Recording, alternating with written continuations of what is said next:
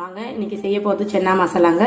நான் வந்து வெள்ளை கொண்டக்கடலை எடுத்துருக்கேன். 6 மணி நேரத்துக்கு முன்னாடியே ஊற வச்சுங்க. நல்லா ஊற வச்சு செஞ்சாதாங்க நல்லாயிருக்கும். 3 விசில் வர வச்சு நல்லா வேக வச்சு எடுத்துக்கிட்டேங்க. தேவையான பொருட்கள்: பெரிய வெங்காயத்தில் சின்ன சைஸ் வெங்காயம் வதக்கிறதுக்காக கட் பண்ணி வச்சுருக்கேங்க பொடிசாக. கருவேப்பிலை கொஞ்சமாக தாங்க சேர்க்க போகிறோம். பச்சை மிளகாய் 2 காரத்துக்கு கீறி வச்சுருக்கேன். இது வந்து ஒரு ஏலக்காய் 1, 2 கிராம்பு பட்டை எடுத்து வச்சுருக்கேங்க. சீரகம் ஒரு 1/2 ஸ்பூன் எடுத்துருக்கேன். பெரிய சைஸ் வெங்காயம் 2 அரைச்சி எடுத்துருக்கேங்க. பெரிய சைஸ் தக்காளி 1 அரைச்சி எடுத்துருக்கேங்க. இஞ்சி பூண்டு பேஸ்ட்டு அரைச்சி எடுத்துருக்கேங்க. வாங்க எப்படி செய்யலான்னு பார்க்கலாம். அடுப்பை பற்ற வச்சுக்கலாங்க. வானல் சூடாகிடுச்சுங்க. எண்ணெய் ஒரு 4 ஸ்பூன் எடுத்துருக்கேன். அதையும் ஊற்றிக்கிறேங்க. எண்ணெய் சூடாகிடுச்சுங்க. இலை, பட்டை 2, லவங்கம் ஒரு ஏலக்காய் சேர்த்துட்டேங்க. சீரகம் ஒரு 1/2 ஸ்பூன் அதையும் சேர்த்துக்கிறேங்க. சீரகம் பொரியுதுங்க. வெங்காயத்தை பொடிசாக கட் பண்ணி வச்சுருக்கேன். அதையும் இப்போ சேர்த்துக்கிறேங்க. தாளிக்கிறதுக்கு ஒரு 1/2 வெங்காயம் சேர்த்தா போதுங்க, அதிகமாக தேவையில்லைங்க. கருவேப்பிலை சேர்த்துக்கிறேங்க. காரத்துக்கு 2 பச்சை மிளகாய் கீறி வச்சுக்கோங்க. அதையும் சேர்த்துக்கிறேன்.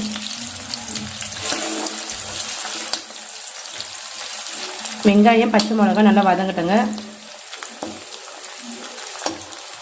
வெங்காயம் நல்லா வதங்கிச்சுங்க. இப்போ இஞ்சி பூண்டு பேஸ்ட்டை சேர்த்துக்கிறேங்க.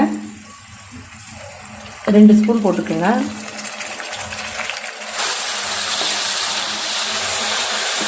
இஞ்சி பூண்டு பேஸ்ட்டு ஒரு 2 நிமிஷம் வதங்கட்டுங்க.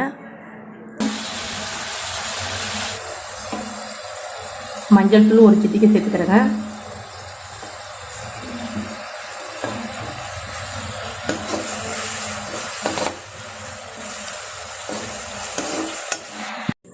அரைச்சி வச்சுருக்க வெங்காயத்தை இப்போ சேர்த்துக்கலாங்க.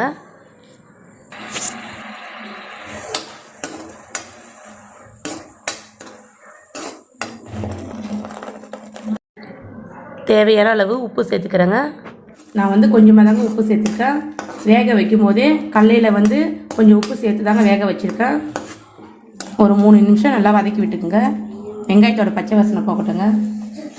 3 நிமிஷம் ஆயிடுச்சுங்க. அரைச்சி வச்சுருக்க தக்காளி பேஸ்ட்டை இதில் சேர்த்துக்கிறேங்க.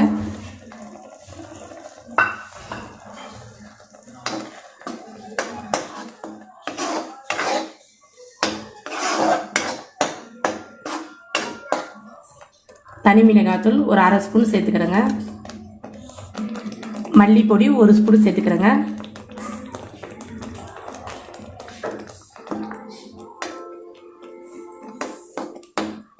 மசாலாவை நல்லா கிண்டி விடுங்க.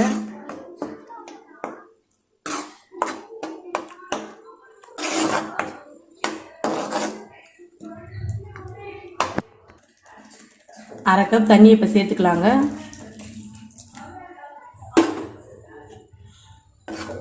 மசாலா நல்லா கொதிக்கிட்டுங்க. இப்போ 5 நிமிஷம் மூடி வைப்பேங்க. 5 நிமிஷம் ஆயிடுச்சுங்க. இப்போ திறந்து பார்ப்போம்.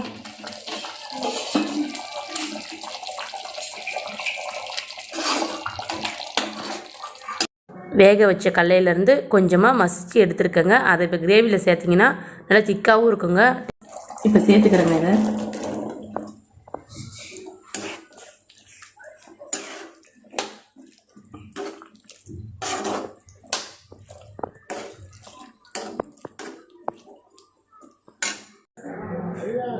மசிச்சு வச்சுருக்க கடலையை இப்போ கிரேவியில் சேர்த்துக்கலாங்க.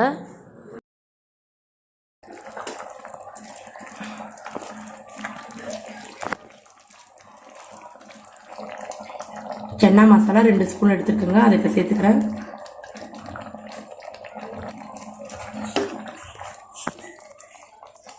அரை கப் தண்ணி சேர்த்துக்கிறேங்க.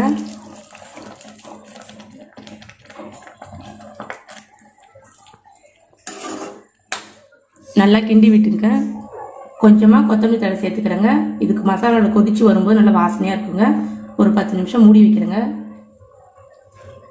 10 நிமிஷம் ஆயிடுச்சுங்க. எண்ணெய்லாம் நல்லா மேலே திரிஞ்சு வந்துருக்குங்க. மசாலாலாம் சென்னாக்குள்ளே நல்லா இறங்கியிருக்குங்க.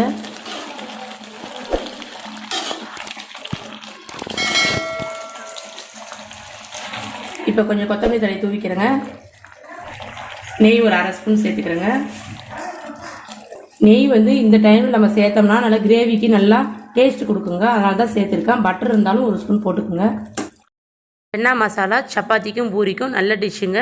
ரொம்ப நல்லா இருக்குங்க. இந்த மாதிரி செஞ்சு பாருங்கள். சன்னா மசாலா கிரேவி ரெடி ஆயிடுச்சுங்க. இந்த வீடியோ உங்களுக்கு பிடித்திருந்தால் லைக் பண்ணுங்கள், ஷேர் பண்ணுங்கள், கமெண்ட் பண்ணுங்கள், மறக்காமல் சப்ஸ்கிரைப் பண்ணுங்கள்.